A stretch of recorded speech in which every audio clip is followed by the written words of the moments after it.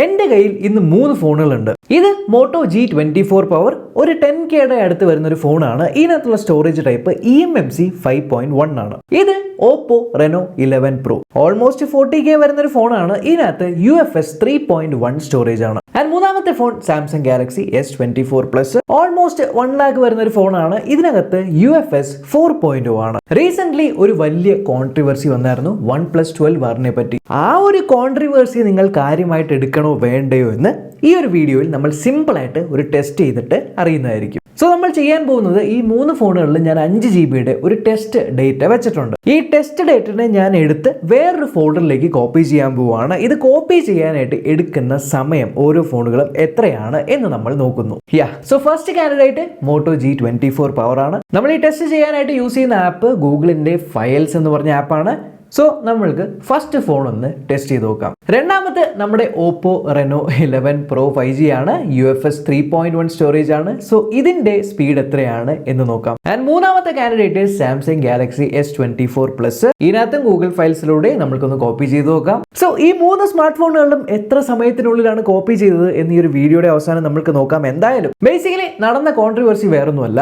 OnePlus 12 pre booking start ചെയ്തു. So OnePlus 12 2 variance ഉണ്ടായി. 128 GB ഒരു ബേസ് വേരിയന്റ്, 256 GB ഒരു വേരിയന്റ്. OnePlusന്റെ വെബ്സൈറ്റിൽ മെൻഷൻ ചെയ്യുന്നത് 128 GB വേരിയന്റ് UFS 3.1 ആണെന്നും 256ന്റെ വേരിയന്റ് UFS 4 ആണെന്നും. ടെക്നിക്കലി നമ്മൾക്ക് ഒരു കാര്യം അറിയാം, ഈ ഒരു UFSന്റെ നമ്പർ കൂടുന്തോറും ഈ ഒരു സ്മാർട്ട് ഫോണിന്റെ ആ ഒരു മെമ്മറിയുടെ സ്പീഡ് കൂടുതലായിരിക്കും എന്ന് ഒരു ലേമാൻ പെർസ്പെക്റ്റീവില്. അതുകൊണ്ട് തന്നെ എല്ലാവരും OnePlus 12 256 GB UFS 4.0 ഉള്ള വേരിയന്റ് ആണ് ബുക്ക് ചെയ്തത്. പക്ഷേ പിന്നീട് സംഭവിച്ചത് എന്താണെന്ന് വെച്ചാൽ പെട്ടെന്ന് അവരുടെ വെബ്സൈറ്റിൽ ആ ഒരു UFS 4.0 മാറി 256 GB UFS 3.1 ആയി മാറി. അങ്ങനെ UFS 4.0 ആണ് എന്ന് പ്രതീക്ഷിച്ച് ബുക്ക് ചെയ്ത് എല്ലാവരും ശശിയായി. ട്വിറ്ററിൽ ഭയങ്കര ബഹളമായിരുന്നു. അവസാനം അവർ തന്നെ ഒരു അപ്പോളജി കൊടുത്തു, ഞങ്ങളുടെ ഭാഗത്തു നിന്നും ഒരു കമ്മ്യൂണിക്കേഷൻ പ്രശ്നമാണ്, UFS 3.1 ആണ്, ആരും ബഹളം വെക്കേണ്ട എന്നൊക്കെ. പക്ഷെ ആൾക്കാരുടെ ഉള്ളിൽ സ്വാഭാവികമായിട്ടുള്ള ഒരു ആദ്യം തുടങ്ങി UFS 4.0 ആയിരുന്നു, ഇപ്പൊ UFS 3.1 ഉള്ളൂ, ഭയങ്കര സ്ലോ സ്റ്റോറേജ് ആണല്ലോ എന്നൊക്കെ. പക്ഷെ ഇതൊക്കെ ചിന്തിച്ച് കൂട്ടുന്നതിന് മുന്നേ ബേസിക് ആയിട്ട് ഒരു മെമ്മറി എങ്ങനെയാണ് വർക്ക് ചെയ്യുന്നത് എന്ന് ആലോചിക്കുക. ഒരു മെമ്മറി അഥവാ സ്റ്റോറേജ്, ഇതിന്റെ പ്രധാനപ്പെട്ട ഉപയോഗം എന്താണ്?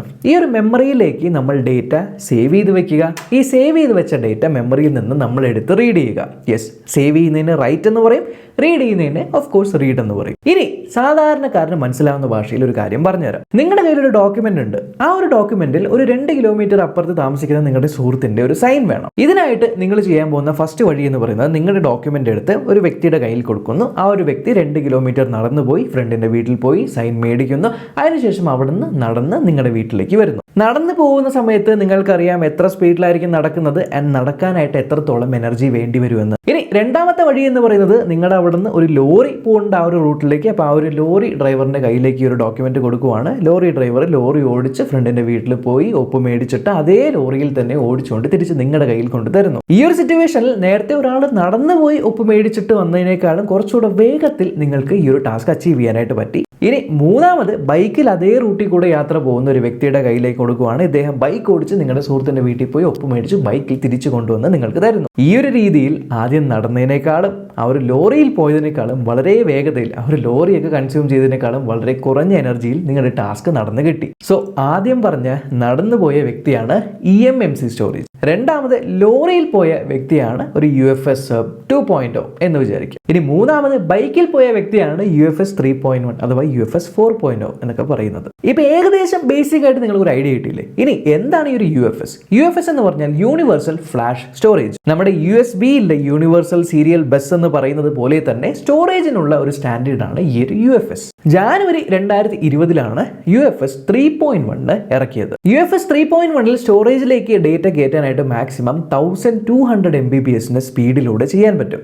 ഇനി ഡേറ്റ എടുക്കാനായിട്ട് 2100 MBPS സ്പീഡിൽ പറ്റും. 2 വർഷത്തിന് ശേഷം 2022 സാംസങ് കുറച്ചുകൂടെ മെച്ചപ്പെട്ട UFS 4.0 കൊണ്ടുവന്നു. UFS 4.0 ഒരു ഡേറ്റ റൈറ്റ് ചെയ്യാനായിട്ട് ഏകദേശം 2800 MBPS സ്പീഡ് കിട്ടും. ഇനി ഈ റൈറ്റ് ചെയ്ത ഡേറ്റ റീഡ് ചെയ്യാനായിട്ട് 4800 MBPS വരെ സ്പീഡ് കിട്ടും. അതായത് UFS 3.1 2 മടങ്ങ് അധികം. ആൻഡ് UFS 3.1 4.0 തമ്മിൽ ഏറ്റവും പ്രധാനപ്പെട്ട വ്യത്യാസം 3.1 46% കുറവ് എനർജി മാത്രമേ 4.0 യൂസ് ചെയ്യുള്ളൂ. സോ കുറച്ചുകൂടി പവർ എഫിഷ്യന്റ് ആണ്. ഏകദേശം ഇത്രയും കാര്യങ്ങൾ മനസ്സിലായി. ഇതൊക്കെ തിയററ്റിക്കൽ കാര്യങ്ങളാണ്. പക്ഷേ പ്രാക്ടിക്കലി എന്തെങ്കിലും വ്യത്യാസങ്ങൾ ഉണ്ടാകുമോ? So first candidate eMMC 5.1 storage ഉള്ള മോട്ടോ G24 പവർ എടുത്ത് നോക്കുകയാണെങ്കിൽ ഈ ഒരു സ്മാർട്ട് ഫോൺ ഈ ഒരു കോപ്പി ടെസ്റ്റ് കംപ്ലീറ്റ് ചെയ്യാനായിട്ട് എടുത്തത് 1 മിനിറ്റും 11 സെക്കൻഡുമാണ്. ഇനി രണ്ടാമത്തെ കാൻഡിഡേറ്റ് UFS 3.1 സ്റ്റോറേജ് ഉള്ള ഓപ്പോ റെനോ 11 Pro 5G ഇതേ ടാസ്ക് കംപ്ലീറ്റ് ചെയ്യാനായിട്ട് എടുത്തിരിക്കുന്നത് വെറും 40 സെക്കൻഡ് മാത്രമാണ്. ഇനി മൂന്നാമത്തെ candidate Samsung Galaxy S24 plus latest UFS 4.0 storage ആണ്. ഇതേ ടാസ്ക് കംപ്ലീറ്റ് ചെയ്യാൻ എടുത്തേക്കുന്നത് 42 സെക്കൻഡാണ് കാണിക്കുന്നത്. ഞാൻ ടച്ച് ചെയ്തതിൽ ചെറിയൊരു ഡിലേ ഉണ്ട്, പക്ഷേ 40 സെക്കൻഡ് കൂട്ടാം. സോ എന്താണ് ഇവിടെ സംഭവിച്ചത്? എന്താണ് നിങ്ങൾക്ക് മനസ്സിലായത്? UFS 3.1 ഞാൻ കോപ്പി ചെയ്തു, UFS 4 കോപ്പി ചെയ്തു.